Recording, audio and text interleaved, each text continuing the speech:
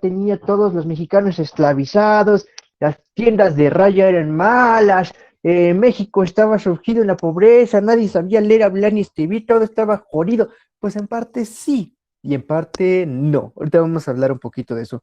La idea principal, y que en teoría sería la misma idea que yo también te tengo que vender, es que siempre se ha visto a Díaz como alguien malo, como alguien que dañó a México, porque cuando acaba lo que es la Revolución Mexicana, quienes quedan al poder van a ser un séquito de personas que crean un partido político que entre de su nombre lleva revolución. Partido Revolucionario, no voy a decir más para no meterme en política. Y entonces lo que trata de hacer este partido va a ser resaltar a las personas que participaron en la Revolución Mexicana, aquellos que lograron un cambio, que le dieron un giro a lo que es México y tratar de opacar lo que se destruyó, ¿no? Lo que trataron de romper, lo que durante años estuvieron tratando de cambiar. Y esto va a ser el porfiriato, el gobierno de Porfirio Díaz. Entonces, por eso durante muchos años se ha venido hablando mal de este señor, pero es bueno que ustedes sepan que no fue tan malo, tampoco fue tan bueno, y es lo que más o menos vamos a ir viendo hoy poquito a poquito. Porfirio Díaz, bueno, Porfiriato, obviamente vamos a hablar del señor Porfirio Díaz. ¿Quién más? ¿Quién fue? Un oaxaqueño, al igual que Benito Juárez, que nació el 15 de agosto de 1830 y que fue a fallecer hasta 1915. O sea, sí duró sus buenos años el señor. Para el estándar de población de México de esos años, duró un poquito más que el promedio, pero hubiera durado un poquito más. Bueno, esta persona se vuelve el héroe de Puebla. ¿Se acuerdan de eso que vimos, creo que la clase pasada o antepasada? Donde veíamos la invasión francesa, donde veíamos el gobierno de Maximiliano de Habsburgo, pero antes de eso hablábamos de que entre todo el desmaye que hubo y que perdimos todo, hubo una victoria, bueno, hubo como tres, pero una de las más importantes es la batalla de Puebla, porque pues el ejército francés era el más poderoso, el más imponente, y quien estaba a cargo de este ejército era nada más y nada menos que el general Porfirio Díaz Mori. Al terminar la segunda intervención francesa, terminar, sí, y quedar Benito Juárez al mando, este vato, este señor Porfirio Díaz, queda a cargo de lo que va a ser el estado de Oaxaca, Puebla, Veracruz y Tlaxcala. Como todavía hay fuerzas extranjeras, como hay ciertos conflictos, se le encarga a él por parte de Benito Juárez que mantenga bajo control y sobre todo que mantenga cuidado, que no haya ataques, que no haya violencia en estos cuatro estados. Y de aquí es donde el vato va a empezar a agarrar fama, donde el vato va a empezar a hacerse popular entre la población, la gente le va a empezar a tener cariño, afecto, etcétera, etcétera, etcétera. Presidente de México, esto supongo que ya lo saben, de 1870 hasta 1880, respetando la Constitución que dice que nada más se puede gobernar 4 años y que no se puede reelegir, y presidente del 84 hasta 1911, o sea, sí tuvo su duración por ahí. Desde aquí les voy a mencionar algo. Durante la primer gobierno que tiene, 76-80, cambia la Constitución para que como presidente no me puedo reelegir automáticamente, pero sí me puedo reelegir. ¿Y por qué duró 4 años su presidencia y la del siguiente presidente? Porque en este momento la Constitución indicaba que los periodos presidenciales eran de 4 años. Posteriormente, el periodo presidencial cambia a 6 años, que es el que conocemos actualmente. ¿Qué es periodo presidencial? ¿Cuántos años dura un presidente en el poder? Y ahora vámonos con los antecedentes. Antes de que llegue el porfiriato, ¿dónde estamos? ¿Qué está pasando por México? Tenemos una inestabilidad política desde 1810, o sea, desde que nos independizamos, bueno, desde 1821, para ser exacto, perdón, ahí me equivoqué más bien. Nunca hubo una estabilidad política. Primero, había unos que querían una monarquía, y otros que querían una república, otros que hablaban de constitución. Después se quedó Iturbide y después fueron presidentes que duraban desde 4 años hasta 2 días, hasta unas horas. Un vato que se religió 11 veces, Santana, y liberales, y conservadores, y federalistas, y centralistas, y juaristas, y ¿cómo se llama? María Zuluagas, bueno, los otros vatos, tanto conservadores que seguían apoyando a Maximiliano de Habsburgo, como liberales que apoyaban a Benito Juárez, etcétera, etcétera, etcétera. México era un desastre totalmente. Nos golpeaban los extranjeros, nos golpearon los franceses, nos golpearon los españoles, nos golpearon los estadounidenses, y para acabarla de molar, nos golpeábamos entre nosotros mismos. Éramos lo más masoquista que se había visto en el país. Entonces, Eh, Bajo este contexto llega Porfirio Díaz a la política, a darse cuenta de que es un desastre, de que México jamás ha tenido orden. Se hace popular desde la batalla de Puebla, empieza a ganar muchos seguidores, tanto militares, tanto campesinos, obreros, gente que al final de cuentas salvó de una u otra manera. Y bueno, aquí es donde ya empiezan sus primeros intentos de entrar a la política. Hay que hablar un poquito de este señor, de este Benito Juárez. Te lo pintan muy bonito, pero el vato también tuvo su lado feo. Benito Juárez fue presidente desde 1858, o sea, años atrás. Iba a durar hasta 1871, bueno, 72, 1872. Pero vamos por partes.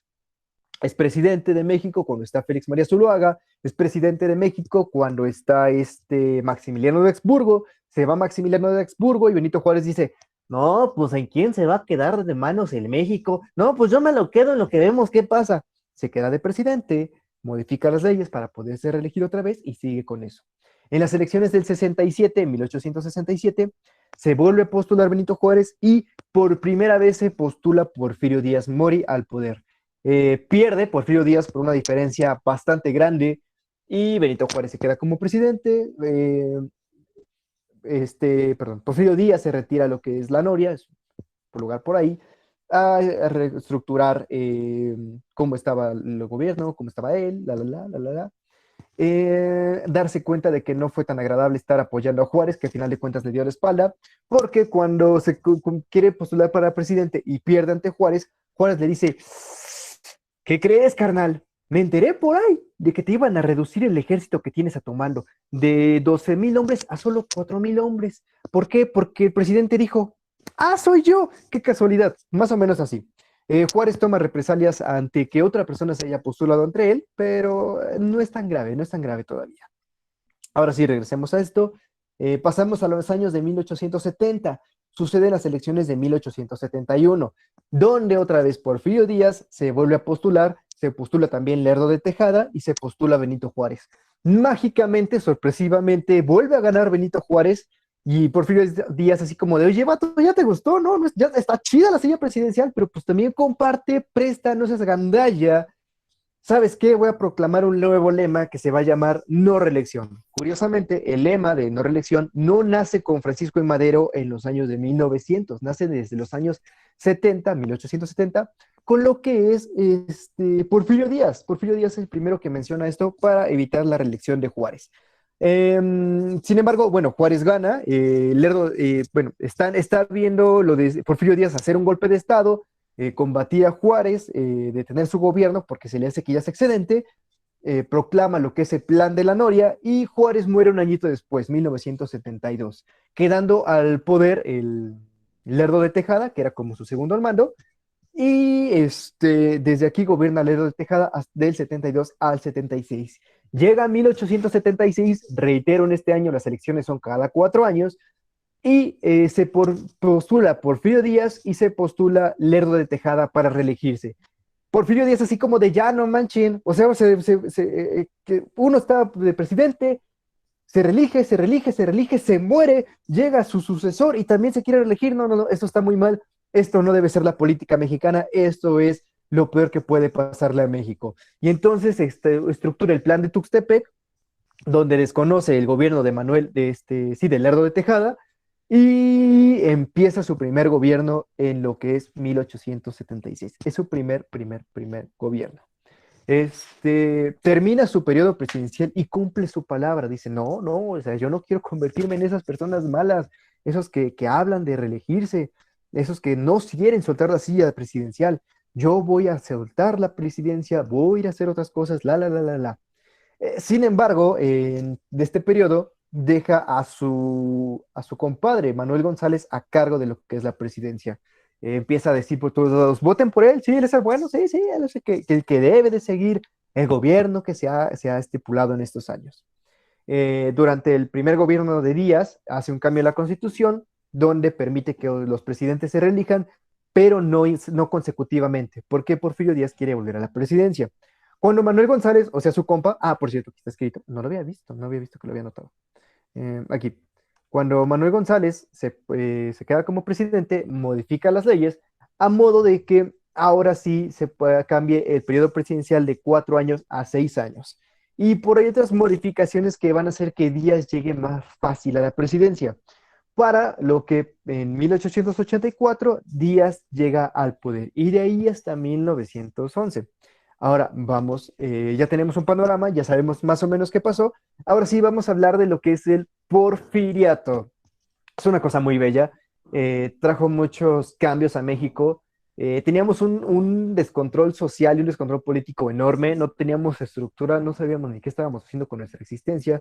Y este vato trajo arte, ciencia, tecnología, trajo muchos avances, muchos progresos. Thomas Alva Edison le regaló un fonógrafo que era como un MP3, como un Spotify, pero de hace muchos años. Servía para escuchar música de una manera más portátil, entre comillas. No tenías que ir a la orquesta, sino que tenías tus discos y podías escucharlo en tu casita tranquilamente. Se firmaron las primeras películas que no son como la de la Liga de la Justicia que se acaba de estrenar, ni nada parecido. Eran películas de 15 segundos, de 20 segundos, donde eran escenas muy cortas. Se tomaban muchas fotografías, y luego se unían y se hacía una película. La primera película mexicana era Porfirio Díaz a caballo, fin, 15 segundos. Un exitazo.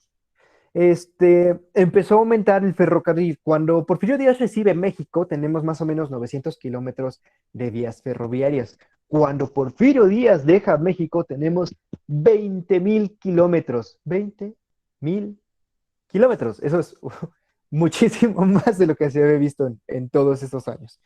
Empieza la construcción del Palacio de Bellas Artes, empieza el Monumento a la Revolución, que tú vas a decir, profe, pero ¿cómo es que empezó el Monumento a la Revolución si todavía no sucedía la Revolución? Se estaba destinando para otra cosa, pero después de que Díaz ya no está, se termina la construcción y se le nombra Monumento a la Revolución, pero esa cosa ya existía o ya se tenían planes desde antes. Y ahora sí, vámonos con las características del porfiriato. Eh, Después de mucho caos, de mucho desastre, de mucho inestabilidad, el vato logra algo que no se había visto en nunca, en nunca, en nunca, en nunca.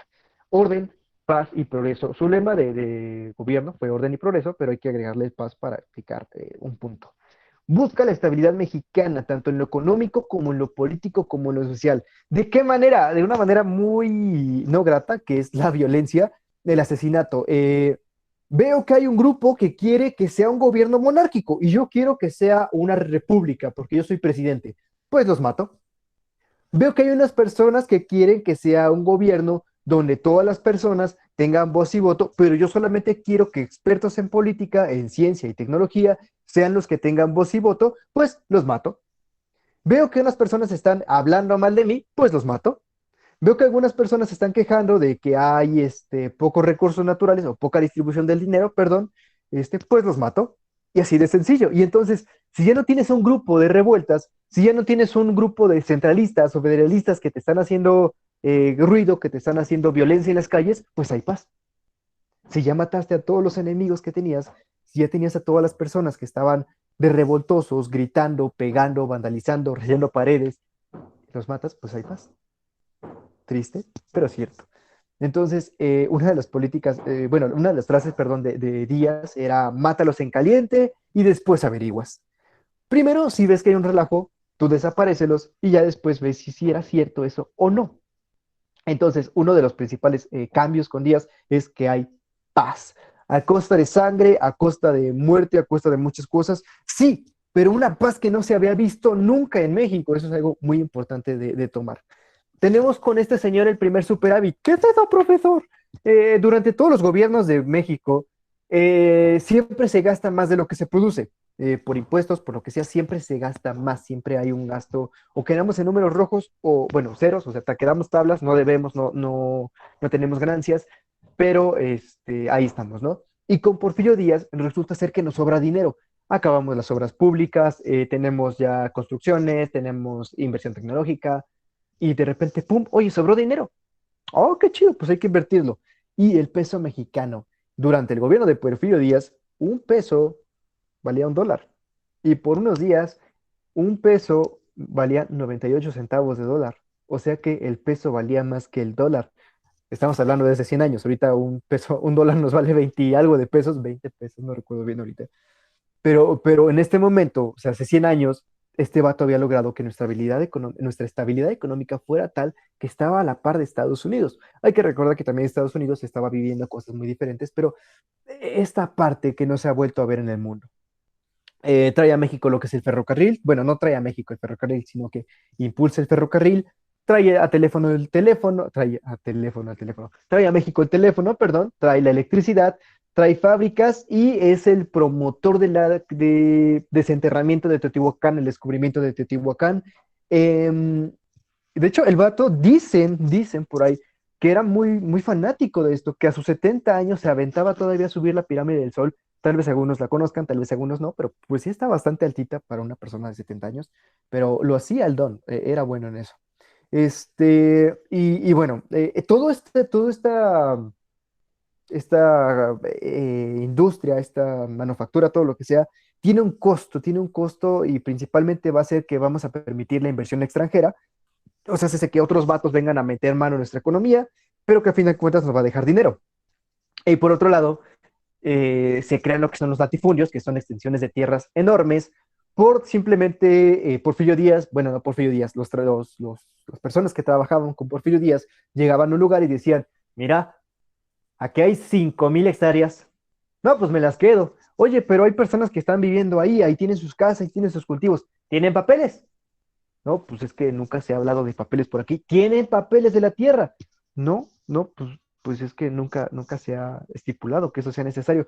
Pues entonces, si no tienen papeles de la tierra, yo voy a decir que es mío. Y así de fácil, se adueñan de la tierra, expulsan a las personas que están viviendo ahí, a las personas que están cultivando ahí, porque pues no tienen un papel que comprueben que esa tierra es suya. Surgen bueno, se va a establecer con Porfirio Díaz un centralismo federalizado. ¿Qué es esto? Porfirio Díaz tenía el control de todo, para evitar relajo, para evitar desastres, para evitar rebeliones, todo eso. Porfirio Díaz se va a encargar de que todos le respondan a él, estableciendo algo que se conoce como centralismo federalizado. Ustedes saben qué es el federalismo y es que cada estado tiene su autonomía y ustedes saben qué es el centralismo, que todos los estados tienen que responderle al centro.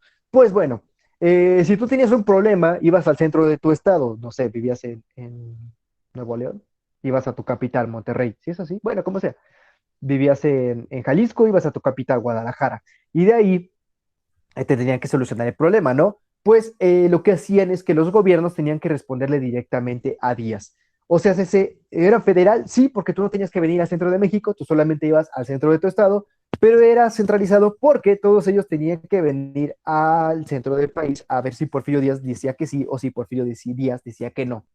Tiene de Rey y Monopolios, lo voy a explicar un poquito más adelante, así que ahorita lo vamos a dejar pendiente. Ahora vamos a hablar de la realidad de este señor, porque ya empezamos a ver que tiene el lado bueno, pero también tiene su lado malo. Así que vamos a establecer punto por punto. Estabiliza México, ya lo dije, tanto políticamente, tanto socialmente. Revueltas sociales como la de Cananea de Río Blanco, pues lo más fácil era matarlos a todos. Los matas y ya no hay nadie que se rebele contra ti, nadie que opine mal de tu gobierno. Si un periódico empezaba a hablar mal de Díaz, pues también el periódico era censurado, era destruido, desaparecía el periódico, por así decirlo. Entonces, y en el caso político, pues igual, si había alguien que no, que estuviera en contra de Díaz, pues también le pasaba algo. Es muy gracioso porque había elecciones, o sea, no es como que Porfirio Díaz nunca hubiera abandonado la silla presidencial. Durante su periodo presidencial, cada 6 años estaban celebrando elecciones. ¿Qué pasaba? De repente era como de, las personas que quieran formar un nuevo partido político para tomar la presidencia tienen que presentarse el día jueves en el campo de tiro del Ejército Nacional Mexicano. Y era como de, ah, caray, qué raro suena eso. Pues llegabas tú con tu registro, tu planilla, tus papeles. Buenas tardes, vine a registrar mi partido político. Ah, sí, buenas tardes, aquí está su identificación. ¡Pum! Y ya está.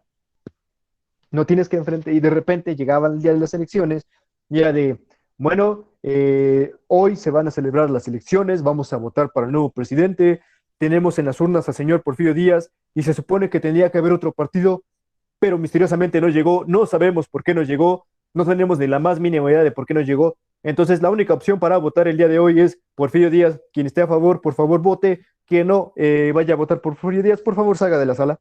Y así de fácil, Porfirio Díaz ganaba, legítimamente ganaba. Todos los votos iban hacia él, ¿no? tal vez porque no había competencia o no podías anular tu voto, pero legítimamente ganaba, no estaba haciendo algo ilegal, entre comillas. Este, y consigue un montón, bueno, en otro punto también, consigue un montón de capital extranjero. Estuvo muy chido, hizo una jugada muy, muy bonita aquí, y es que durante los primeros años de México porfiriano, permite la inversión de Estados Unidos para las vías ferroviarias, para que haya ferrocarriles aquí. Posteriormente, de Reino Unido dice, Estados Unidos se pidió poner de rico, no, pues yo también tengo mis vías, carnal. Y le empieza a invertir a México en las vías ferroviarias. Estados Unidos ve que Reino Unido está invirtiendo y dice, bueno, no, déjenme hacer otra voz. ¿También le quieres invertir al negocio, Pops? Mira, pues te voy a decir que eres el rey, Pops. Y mete muchísimas más vías ferroviarias. Así es como se llega a tener 20,000 kilómetros de vías.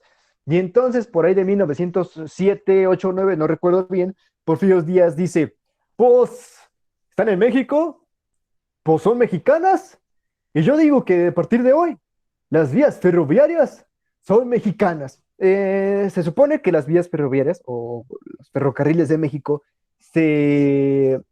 ¿cómo decirlo? Se nacionalizan hasta otro gobierno de Plutarco Elías Calles, no, de Plutarco Elías Calles, no, de que le sigue a Plutarco Elías Calles. Por ahí de 1940, 1900, sí, por ahí de 1940. Se me fue el nombre. Lázaro Cárdenas, con Lázaro Cárdenas. Pero desde aquí ya se había hecho algo similar, ya teníamos parte del control de estas vías. Se genera mucho dinero con la inversión extranjera, porque no solamente son vías ferroviarias, también se crean fábricas, también se crean cines, escuelas, etcétera, con capital extranjero. Pero, pero tienen que, por ejemplo, las ganancias son 70% para el otro país, para el país que invirtió, y 30% para México. Ese 30% Díaz lo estaba juntando para después empezar a nacionalizar todo lo que se estaba adquiriendo. O sea, se sé que estaba haciendo un crecimiento económico bien bonito. El problema de todo esto era que la distribución no era igual. O sea, la gente era rica, era muy poca y tenía muchísimo dinero, y era la que hacía que México pareciera que, uff, era la maravilla, pero la gente pobre era un montonzote de personas y sí vivían bastante mal. Este, como ya lo decía hace un momento, la economía mexicana llega a puntos excedentes. Cuando Díaz llega al poder, los demás países del mundo no nos quieren. Es como de, no manches, no le prestes a México, nunca te paga. Es como cuando tienes a tu compañero de la escuela que todos los días te dice, no, amigo, préstame 2 pesos para ir a comprar a la tienda. Y tú sabes que ese dinero nunca va a volver. Tú quieres mucho a tu amigo, lo admiras, te das un abrazo, pero sabes que tus 2 pesos, tus 5 pesos, tus 10 pesos jamás van a volver. Se los das de corazón, ¿no? Entonces, México no tenía reconocimiento a nivel mundial en ese sentido. Nadie quería México. Y Porfirio Díaz permite la industria y después logra que los otros países nos vuelvan a prestar dinero. Y no solo eso, empieza a pagar dinero. ¿Se acuerdan que hace algunos años nos invadieron los franceses porque Benito Juárez dijo, no, pues es que no hay dinero, ¿cómo le va a pagar, joven? Pues Porfirio Díaz dijo, aquí está, cóbrense, no hay problema. Era lo chido. Pero reitero, o sea, también tiene su lado malo. La población en general tenía muy poco dinero. El 80% de la población era pobre, estaba jodida. Trabajabas como peón en una fábrica, o trabajabas como peón como campesino, es que no se le llama peón, pero no me acuerdo cómo se llama. Bueno, trabajabas en el campo, en una fábrica o en una minería, pero aquí las condiciones de vida eran horribles, o sea, parecía esclavitud, ganabas muy poco y trabajabas muchísimo, trabajabas jornadas increíblemente altas. Y ahorita voy a hablar un poquito de esto un poquito más adelante.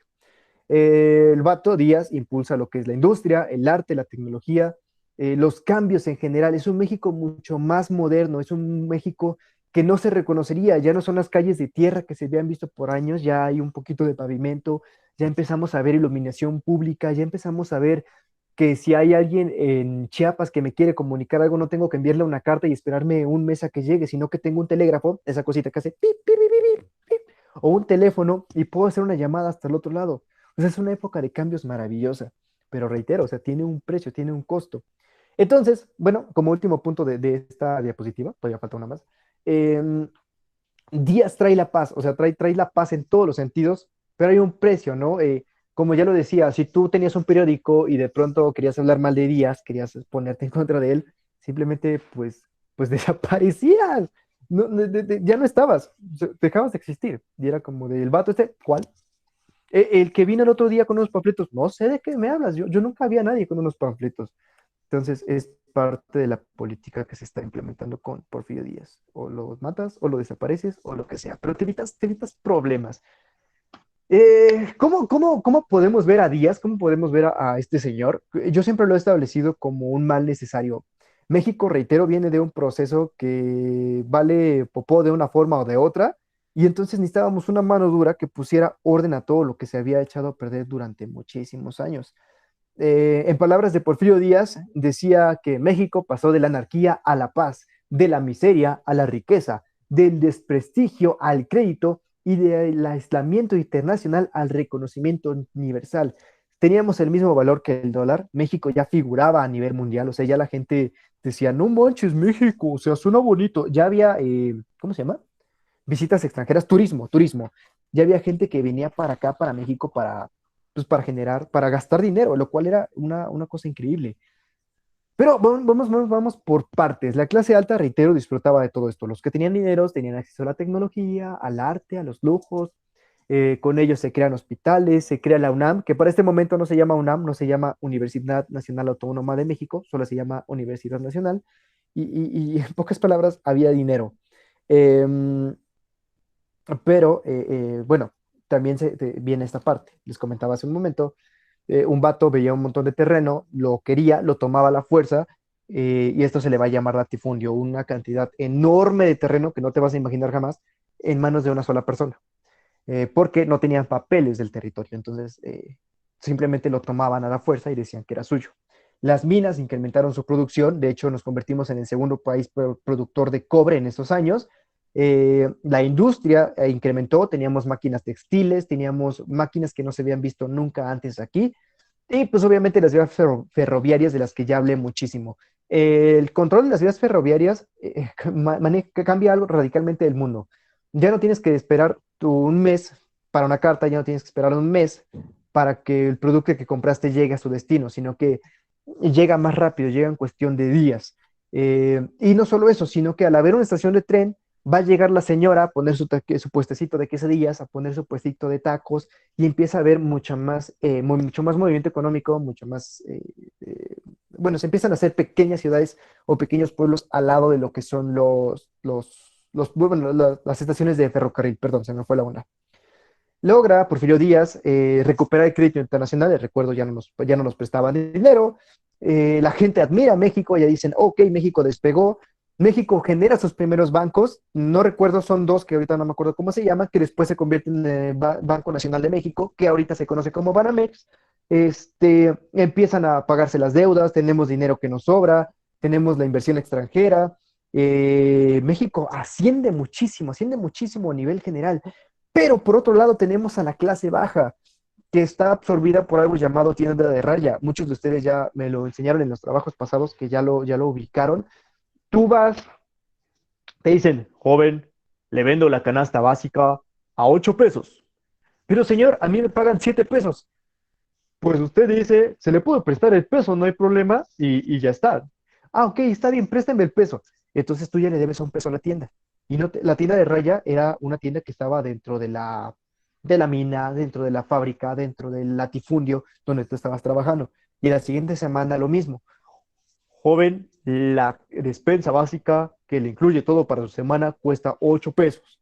Pero yo nada más gano 7 y le debo un peso de la semana pasada. Ah, no se preocupe, puede deberme un peso más. Ah, perfecto. Y entonces la gente se endeuda y ya no puede salir de ahí porque tienes una deuda que tienes que estar pagando y pagando y pagando.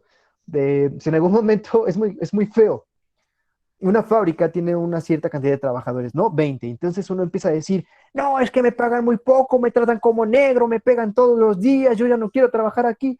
O me pagan más o me largo. Pues lárgate. Tú estás pidiendo un salario de 5 pesos a la semana y este vato, tengo aquí afuera 50 vatos que no tienen trabajo y que quisieran tu trabajo por 6 pesos a la semana, por 5 pesos a la semana.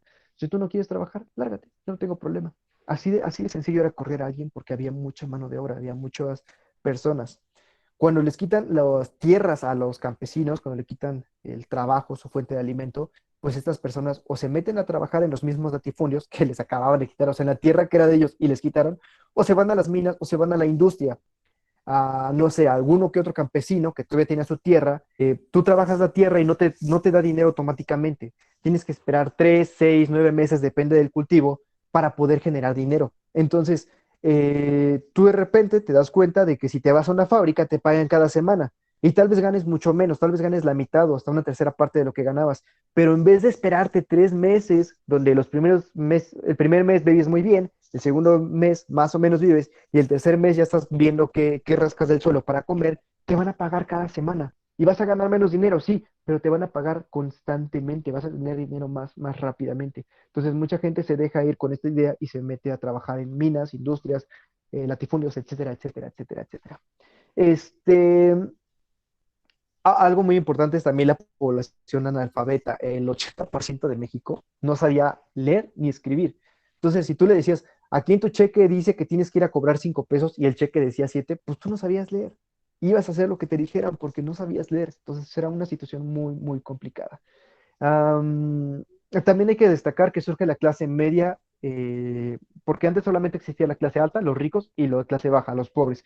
Sin embargo, empieza a existir la clase media, los que no son tan ricos y los que no son tan pobres. ¿A partir de qué? Porfirio Díaz permitió o dio un paso grande con lo que es la educación. No tan grande como se va a ver años más adelante, pero desde este vato ya se empieza a ver un cambio. Ya no solamente son escuelas para la clase alta, también hay escuelas para la población en general. Sin embargo, tú, niño, estás viendo que, bueno, no, más bien, tus padres tienen, bueno, los padres tienen hijos y ven que no alcanza el dinero para comer todos. Entonces lo que hacen es mandar a sus hijos a lo que es las minas, a lo que son los latifundios, para que trabajen también, generen dinero también y puedan vivir, entre comillas, un poquito mejor. Entonces, si no sé, una familia decía, ¿sabes qué? Tenemos 8 hijos, manda a 7 a trabajar y manda a uno a la escuela, tal vez ese uno podría mejorar su condición de vida, podría salir adelante, podría tener un mejor trabajo y ya que pertenecer a la clase media, ya no ser directamente pobre. Siempre te pintan a Madero como un héroe del pueblo, el vato era un populista, el vato llega a México, bueno, estaba en México, estudió incluso, bueno, tuvo parte de estudios en el extranjero, el vato tenía dinero, estaba bien acomodado y este vato no buscaba realmente liberar a las personas, sino que buscaba el poder.